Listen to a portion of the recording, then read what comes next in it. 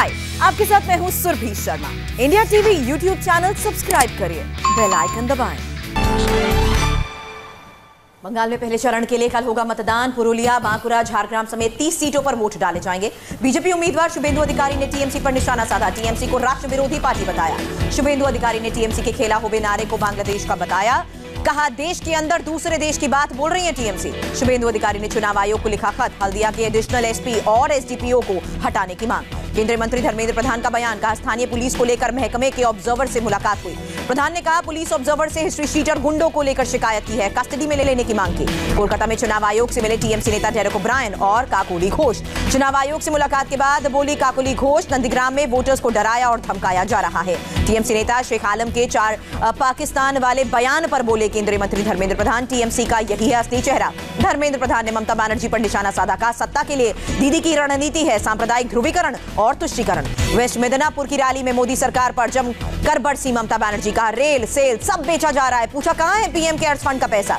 ममता ने चुनावी रैली में खेला होबे का नारा लगवाया। मंच पर फिर दुर्गा सप्तशती का पाठ किया। प्रधानमंत्री मोदी पर ममता बनर्जी की विवादित टिप्पणी। कहा, सिर्फ उनकी दाढ़ी बढ़ रही है, औद्योगिक विकास रुक गया है। ममता बनर्जी ने कहा, पीएम के दिमाग में कुछ गड़बड़ी है, लगता है उनके दिमाग का पेच ढीला हो गया है। ममता ने बिना नाम लिए बीजेपी को गुंडों वाली पार्टी बताया। कहा, गुंडों को बंगाल में नहीं घुसने देंगे। ममता के बयान को धर्मेंद्र प्रधान ने प्रजातंत्र का अपमान बताया। पूछा, क्या बंगाल के लोगों ने गुंडे को पीएम बनाया। टीएमसी नेता यशवंत सिन्हा का बयान। बंगाल में टीएमसी की जीत से 2024 लोकसभा में बदलाव की शुरुआत होगी। यशवंत सिन्हा ने कहा, बंगाल बीजेपी के पास कोई क्रेडिबल फेस नहीं है जो सीएम ममता बनर्जी का सामना कर सके। होली के बाद कांग्रेस के वरिष्ठ नेता बंगाल में करेंगे चुनाव प्रचार। सलमान खुर्शीद ने जानकारी दी। बंगाल के बांकुरा में टीएमसी के दफ्तर में बम धमाका, 5 घायल, दफ्तर में बम बनाने का आरोप।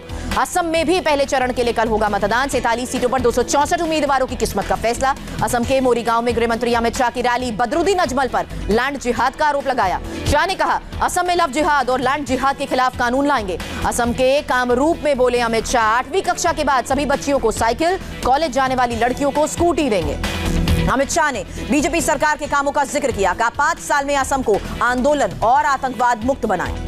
अमित शाह ने कहा, राहुल गांधी बदरुद्दीन अजमल को असम की पहचान बताते हैं, बीजेपी बदरुद्दीन को असम की पहचान नहीं बनने देगी। राहुल और प्रियंका पर अमित शाह ने निशाना साधा। कहा, दोनों भाई बहन पर्यटन के लिए असम आते हैं। सिलचर में बोले अमित शाह, शरणार्थी को देंगे नागरिकता, घुसपैठियों को निकाला जाएगा। केंद्रीय मंत्री जितेंद्र सिंह ने कांग्रेस पर निशाना साधा। कहा, असम की पहचान में कांग्रेस को खिलवाड़ नहीं करने देंगे। जितेंद्र सिंह ने कहा, असम में चुनाव असम की सभ्यता को बचाना बीजेपी की पहली प्राथमिकता। पूर्व पीएम मनमोहन सिंह की अपील, वोट उसी को दें जो संविधान और लोकतांत्रिक मूल्यों का पालन करे। मनमोहन सिंह का बयान। असम को धर्म, कल्चर और भाषा के आधार पर बांटा जा रहा है। पूर्व प्रधानमंत्री ने कहा, रसोई गैस और तेलों की कीमत में बढ़ोतरी से आम जनता है परेशान, गरीब और गरीब हो रहा है। गुवाहाटी में बोले कमलनाथ, बीजेपी की हेट पॉलिटिक्स को असम की जनता नकार देगी। तमिलनाडु के कडलोर में जेपी नड्डा की रैली। डीएमके और कांग्रेस पर हमला। कहा, वंशवाद की सियासत को नकारना होगा। जेपी नड्डा ने कहा, देश के सभी राजनीतिक दल परिवार की पार्टी बन गई हैं, बीजेपी ही विकासवाद की पार्टी है। तमिलनाडु की जनता से जेपी नड्डा की अपील, विकास के लिए एआईएडीएमके बीजेपी को चुने। तमिलनाडु के सीएम पलनीस्वामी की रैली में भारी भीड़ उमड़ी। कहा, एआईएडीएमके को जीत का वरदान दे, किसी भी कीमत पर डीएमके को नहीं करे वोट। तमिलनाडु के टी नागर विधानसभा में मस्जिद के बाहर डीएमके और एएमएम के उम्मीदवारों ने मांगा वोट, पुलिस ने उम्मीदवारों को हटाया।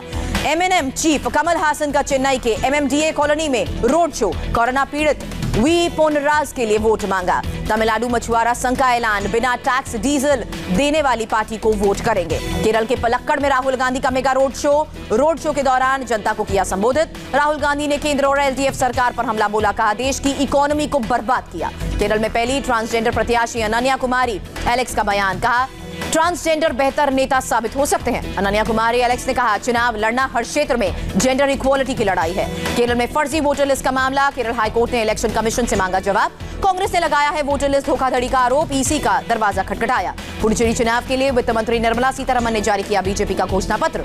सीतारमण बोली, बीजेपी का मैनिफेस्टो न्याय की बात कहता है, जनता से बात करके तैयार हुआ है मैनिफेस्टो। वोटर्स के आधार कार्ड की हेराफेरी पर मद्रास हाईकोर्ट सख्त। चुनाव आयोग से पूछा, क्या टाला जा सकता है पुडुचेरी चुनाव।